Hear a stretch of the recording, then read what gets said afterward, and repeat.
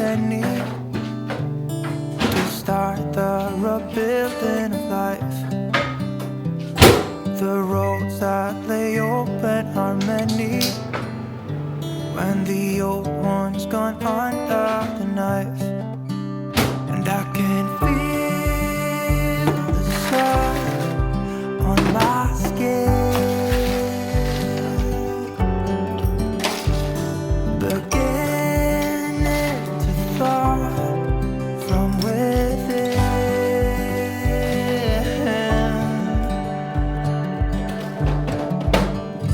Today and not tomorrow. Good evening, guys. Today, night shift tayo. So, I'm just having my Vietnamese coffee. Now, for sure, very strong. And then, leftover pizza for our dinner. The night shift dito is 9 p.m. yung start. So, hopefully before 8:45, wala na ako dito sa bahay. Hindi po mali. Medyo malayo kasi yung parking dito. Kasi malaki siya ng hospital. So, yung lakaran, mas malayo din. Yung parking space nila is multi-story. So, medyo matagal kang makapag-park. But, mas better if night shift. Kasi, if hindi night shift, morning and afternoon, yung staff parking is gonna be 5, 6, 7, 8 na floor. Which is very time-consuming talaga yung pagsaka, pagpunta sa taas, ayan. Pero at least pag night shift, pwede lang second floor to third floor.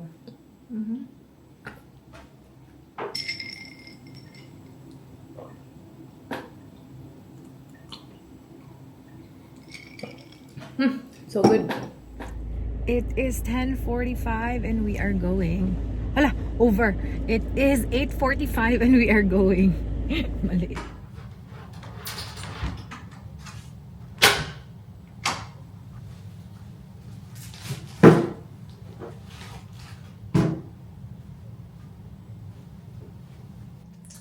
We survived our shift, guys. 3 more nights and we are done. Trabaho ako ng Pasko. Trabaho ba ako sa Boxing Day? No, hindi.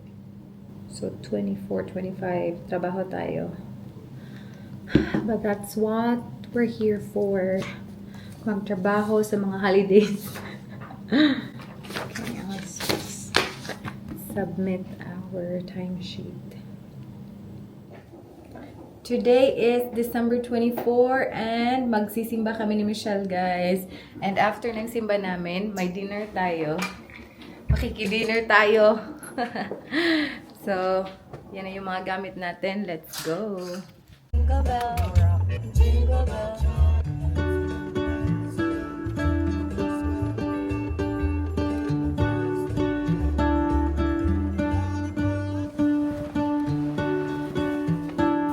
Drop tayo ng mga goods. Nag-drop lang kami ng food. Tapos balik din kami dito para mag-dinner. But yeah, simba muna tayo, guys.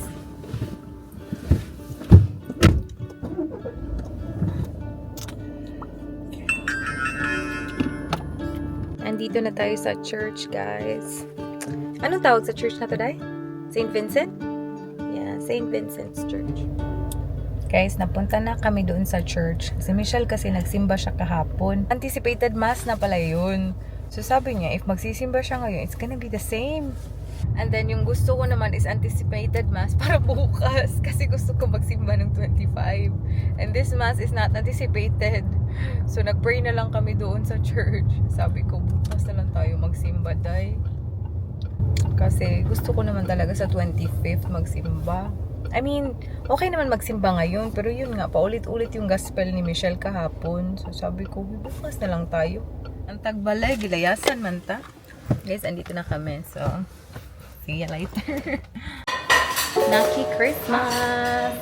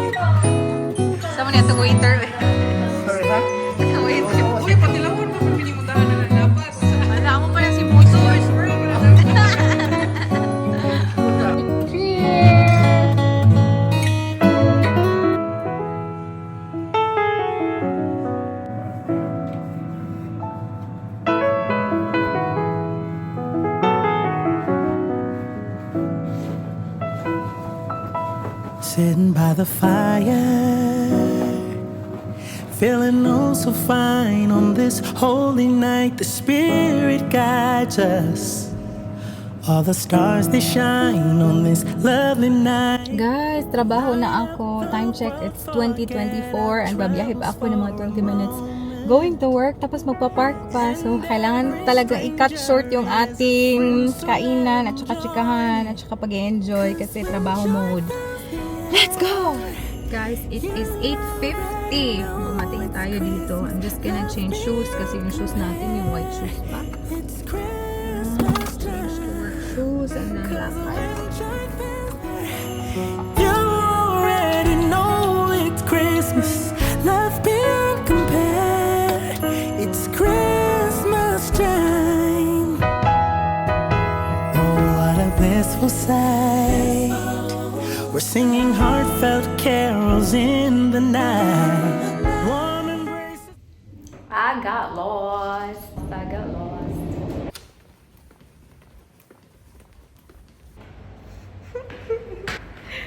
Uy. 10 minutes na tayo naghahanap kung asa na yung exit. This is not happening. Wanna be free of this heart. Yeah. Wanna feel your arms around me. I need you more, need you here, more than I would like to admit. Let's forget about tomorrow. Yeah. Should I hide away forever? Should I close my eyes and never again hold you tight, call you mine, think about you every time? I remember that it's over. Yeah. You never break, you never lie, you never ever scared of the dark. So why am I the one who cries? I'm so afraid to be left behind. I think about you a lot. It's almost like I can't stop. Can't stop. Yeah. You never lose an argument, so I've been trying hard to pretend that I'm okay. It's just a phase, and everything is going just great. I think about you a lot. It's almost like I can't stop. Can't stop. Yeah, yeah. I always knew that this would happen. Yeah. You would find a new distraction. I need you more, need you here, more than I would like to admit. Can we let go of tomorrow? At andito na tayo sa bahay. Alam nyo ba, sobrang chill lang talaga ng work. But then, there was a point, well, nasa work ako na para akong nalungkot. Like, nalungkot ako. Like, initially kasi, nakita niyo naman siguro kanina, nawala ako. So, sabi ko, 12:00 na. Tapos, andun pa ako sa lift. Pabalik-balik ako second floor to third floor kung asan ba yung pa-exit dito. Kasi I was in the old building. Tapos, I need to go back to the new building para makapunta ako ng 80. So, nawala ako. So, sabi ko, nalungkot ako na parang na-frustrate din ako kasi nawawala ako. But anyway, I found my way back. Tapos, punta na nga sa work. Hindi naman talaga busy. Later ko na nalaman na yung dalawang kasama ko, kasi yung pod kasi dito, like, very secluded talaga siya. Like, if you're in one pod, 4 kayo. Tapos, kayo-kayo lang talaga ang magkikita-kita kasi yung other pods, like, nasa kabila pa sila, like, totally secluded kasi sobrang laki niya na ED. So, yung nangyari is, 4 kami doon, tapos, yung dalawa, lagi silang nagsa-separate, like, they're on the other end, tapos, yung isa naman, nagtatago naman siya on the other end, tapos ako, nasa middle ako, nasa staff base talaga ako, so sabi ko, ano ba to, like, yeah, nag-greet ng Christmas, Merry Christmas and all, pero, wala, separate lang talaga. So, parang naalala ko ba, nung nandun pa kami sa New Zealand na more festive talaga and para bang nagtitipon talaga yung mga tao at some point and, you know, mas masaya. So, parang na-miss ko yun. Sabi ko, yun yung last memory ko na nag-work ako ng Christmas. Kasi lagi tayong umuwi, di ba? Akala ko na magiging ganun or kahit konti man lang ganun dito. Pero hindi kasi. So sabi ko, ayoko na talagang mag-work ng Christmas. Yun talaga yung naisip ko kanina. Iba-iba din naman talaga kasi yung culture. Hindi naman natin mapipilit yung ating gusto. 'Di ba? So sabi ko, if given a chance, mas gusto ko talaga na either bakasyon, uwi sa Pilipinas, or bakasyon somewhere pag Pasko. Kasi nalungkot ako bigla kasi naalala ko din na at this time, nung nasa Pilipinas pa kami, ganito na yung ginagawa namin, nagbi-video na kami, mga ganun. So naalala ko tuloy yung mga ganun kasi it was very quiet, walang chikahan. And later on, yung dalawa na magka-team, kasi parang team-team kasi North at saka South, yung mga taga-North, pumunta sila sa staff base or sa nurses station talaga.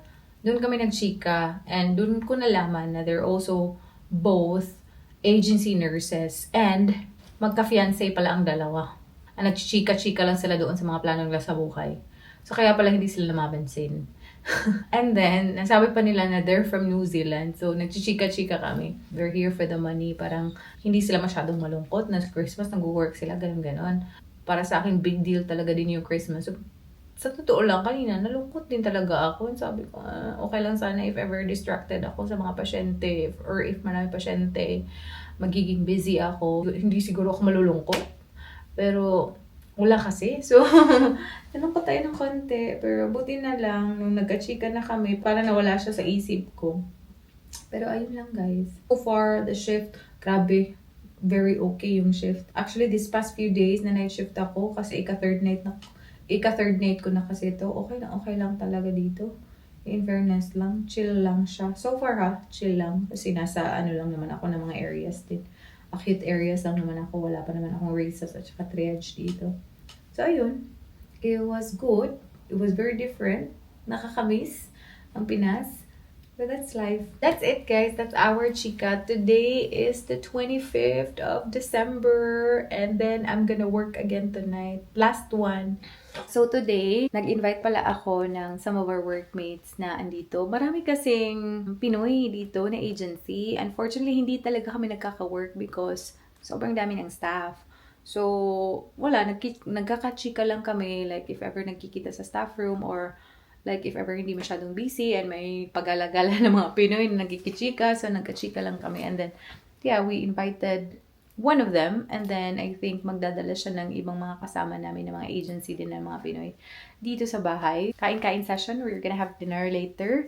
Basta magluluto lang kami ng roast pork ni Michelle. And all the groceries are closed. Grabe. So, wala kaming ibang meat. Kundi yung pork lang. And, yeah. Yan lang yung masiserve namin kasi close lahat. 26 pa ata mag-open.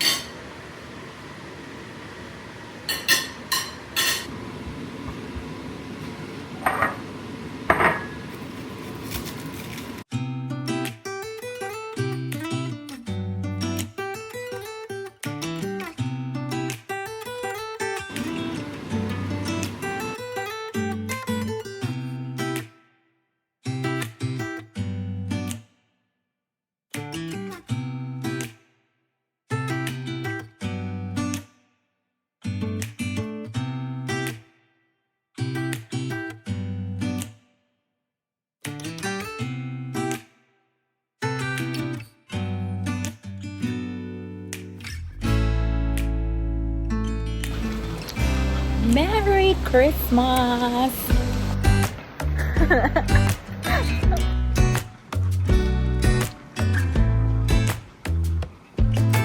Guys, we're here in the accommodation and that sums up our Christmas, guys. I'm so glad it's over and we're gonna have 3 days off. Ako, 3 days off, guys. Sleeping day today and 2 days off. I'm so happy kasi 4 nights tayo kasi. And alam nyo ba, after my days off, 5 nights. Ay, ewan ko ba. But that's okay. That's okay because holiday. Holiday na naman. New Year, guys. New Year. Doon ako magsa-celebrate ng New Year sa work. Again.